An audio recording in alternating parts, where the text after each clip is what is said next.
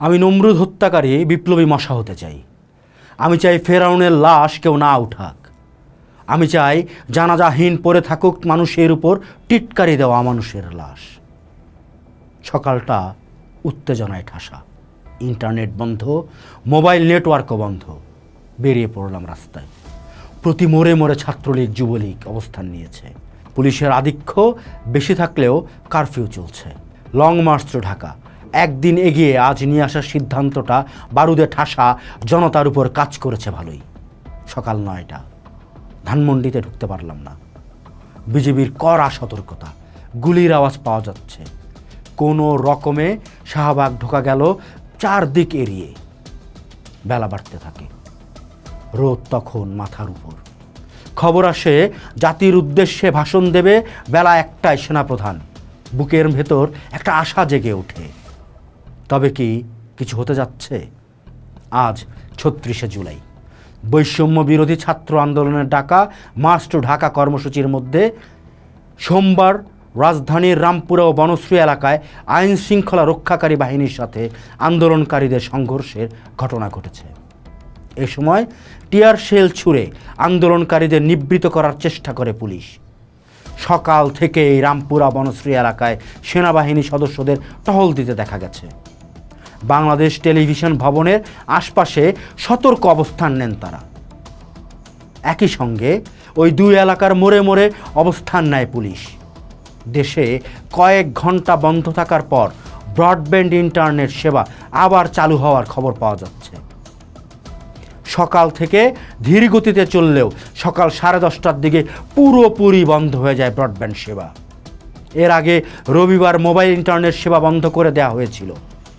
Internet সেবাদানকারী প্রতিষ্ঠানগুলো বলছে submarine cable এবং আইসিটি অপারেটর থেকে ব্যান্ডউইথ সরবরাহ বন্ধ করে দেওয়া হয়েছে।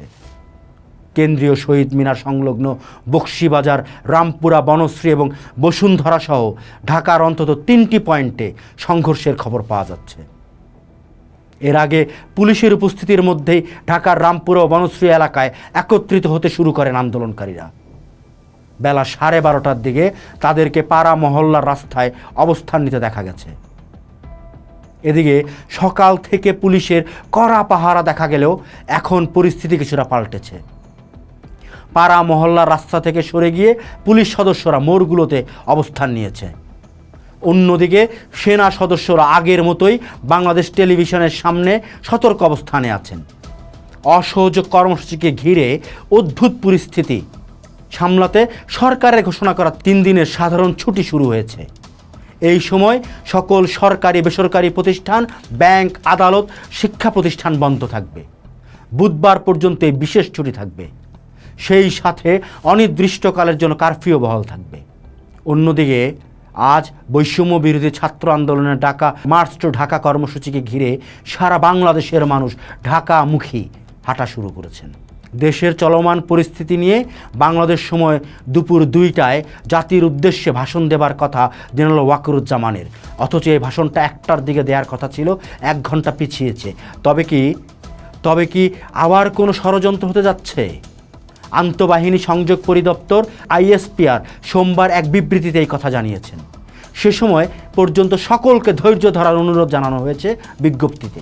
বাংলাদেশের গত কয়েকদিনের ক্রমবর্ধমান সহিংসতা নিয়ে দিল্লির নীরবতা অভূতপূর্ব নয় বলে জানিয়েছে ভারতের বিশ্লেষকরা।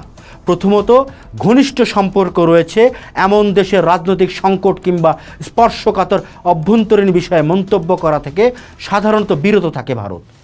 সেই সাথে অস্থির সময়ে বাংলাদেশে ভারতের নাগরিক ও তাদের স্বার্থ রক্ষার বিষয়টিতে জোর দিচ্ছে দেশটি। তাছাড়া বিশ্লেষকরা বলছেন, এরকম সময়ে ভারত বিরোধী মনোভাব মাথা চারা দিয়ে উঠতে পারে। বিশেষ করে সরকারের সমালোচকরা যারা দিল্লির সাথে বাংলাদেশের ঘনিষ্ঠতার বিষয়টি বরাবরই বিরোধিতা করে আসছে। যে কারণে যখন বাংলাদেশ সরকারের বিরুদ্ধে ক্ষোভ ও বিরোধিতা ক্রমেই বাড়ছে, তখন ভারতের কর্মকর্তারা এমন কোনো পদক্ষেপ নিচ্ছেন না যাতে বাংলাদেশের সাথে তাদের সম্পর্কের বিষয়টি আরও দৃশ্যমান হয়ে ওঠে।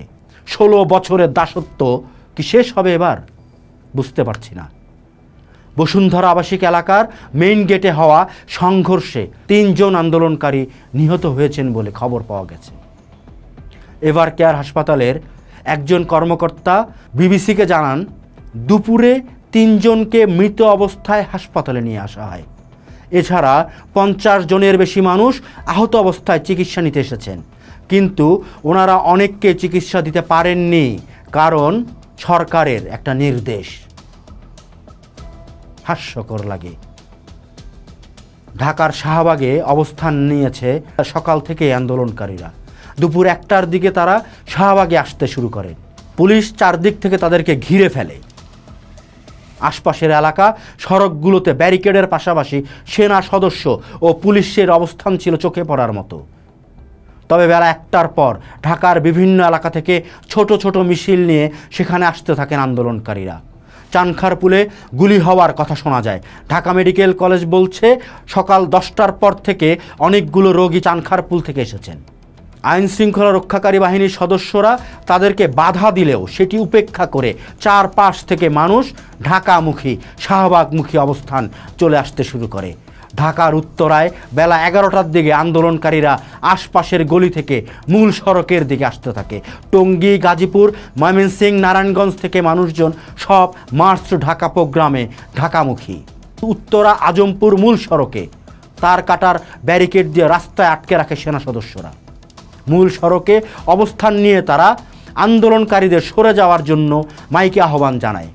প্রায় আধ ঘন্টা পাশের সড়কে বিক্ষোভ করার পর এক পর্যায়ে আন্দোলনকারীরা মূল সড়কে উঠে আসে। এই সময় কয়েকটি ফাঁকা গুলির শব্দ শোনা যায়। তবে আন্দোলনকারীরা সেনা ব্যারিকেডের দিকে এগোতে থাকে। এ সময় আন্দোলনকারীরা সেনা সদস্যদের ব্যারিকেড তুলে নেওয়ার আহ্বান জানায়। তাদের অনেককেই দেখা যায় সেনা সদস্যদের সরে যাওয়ার জন্য অনুরোধ করতে থাকেন। বেশ কিছুক্ষণ স্লোগান চলার পর সেনা সদস্যরা রাস্তা থেকে সরে যায়। পরে উত্তরা আজমপুর থেকে রাজলক্ষ্মী পর্যন্ত মূল সড়কে কয়েক হাজার বিক্ষোভকারী মিছিল করতে থাকেন। আইন শৃঙ্খলা রক্ষাকারী বাহিনীর পক্ষ থেকে কোনো বাধা দেওয়া হয়নি।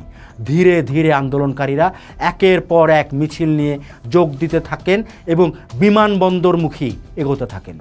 দুপুর 1টার দিকে হাজার হাজার বিক্ষোভকারীদের মিছিল শেওড়া হয়ে বনানীর দিকে এগোতে দেখা যায়।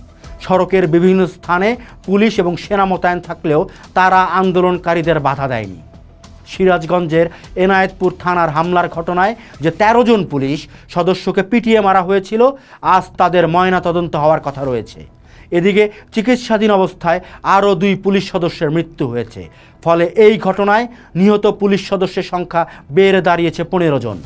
দেশের চলমান পরিস্থিতি নিয়ে বাংলাদেশ সময় দুপুর 2টায় জাতির উদ্দেশ্যে ভাষণ দেওয়ার কথা ছিল জেনারেল ওয়াকারুজ্জামানের। তার পরিবর্তে এখন দুপুর 3টায় সে ভাষণের সময় নির্ধারণ করা হয়েছে।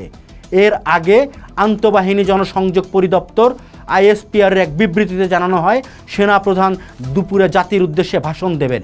সেই সময় পর্যন্ত সকলকে ধৈর্য ধরার অনুরোধ জানানো হয়। দুপুরে সবাই উৎকণ্ঠায়, গুলির শব্দ চলতেছে। ঠিক সে সময় খবর আসে হাসিনা পালাইছে। এই যে হাসিনা লৌহ মানবী বইলা মানুষে মানুষ মনে করতো না, দেশটারে ভাবতো নিজের ভোগের ভাগার হিসেবে। রক্তের হোলি খেলা সে পালাইছে। শাহবাগে হাঁটু গাইরা বৈশা পড়লাম, চোখে বিজয়ের কান্না। এক দৌড়ে টিএসসি, মানুষের আনন্দ, মানুষের বিজয়। মানুষ রাস্তায়, হাজারে হাজার, লাখে লাখে মানুষ রাস্তায়। কেউ নামাজ পড়া শুরু করে দিছে। অনেক মানুষ গণভবনমুখী, অনেক মানুষ দেহদ্রোহের জ্বালা নিয়ে রাস্তায় বৈশা পড়ছে। কথা দিছিলাম, হয় মৃত্যু না হয় মাতৃভূমি। জনতা অবশেষে তার মাতৃভূমি নিয়েই ফিরল। রক্তের রং লাল, বাংলাদেশ জিতলই। এইবার আমাদের বিজয়ের আনন্দে চিৎকারে জাতীয় সঙ্গীত গাইবার সময়, বুক ভরে নিঃশ্বাস নেবার সময়, মুক্তির আনন্দ বুঝবার সময়, মানুষ হিসেবে আত্মসম্মান ফিরে পাবার এই লড়াইতে মানুষের বিজয়ের সময়। গানহীন জাতীয় সঙ্গীত গাইতে গাইতে মনে করার সময় 16টা বছর এক বাচ্চা আমাদেরকে মানুষ বলে গণ্যই করেনি। পোস্ট দেখুন, ভাবুন, করুন। থাকুন পোস্টের সাথেই।